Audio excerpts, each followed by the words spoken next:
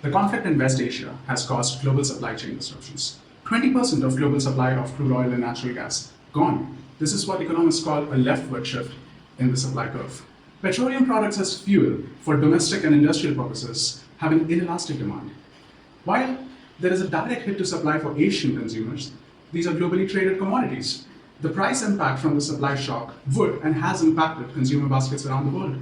Governments have tapped into their strategic reserves and treasuries to help with the supply shock, but those come at their own risk. A microeconomic story from India.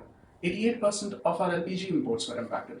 We tried rationing out LPG cylinders and we created a negative incentive for their demand by promoting piped gas. You cannot get an LPG cylinder if you're eligible for piped gas anymore.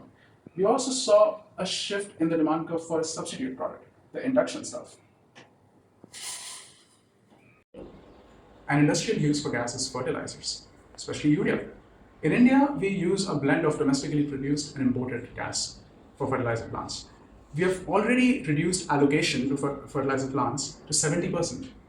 And we are running ads asking farmers to not overuse urea. This is going to impact the crop surplus in the Kharif season, which is going to feed into food inflation in the next year. This is also a global problem. The Gulf states export 20% of the internationally traded fertilizers via the Strait of Hormuz. The impacts vary by demand elasticity and the height of industrial stockpiles. Two fast bullets to hold your intrigue.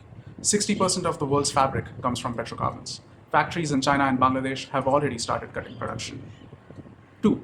We have accelerated green energy transition, but in the short run, the demand for coal has increased, which is a worse pollutant. Petroleum is truly one of the most versatile inputs in our modern economy. The ripples are far and wide.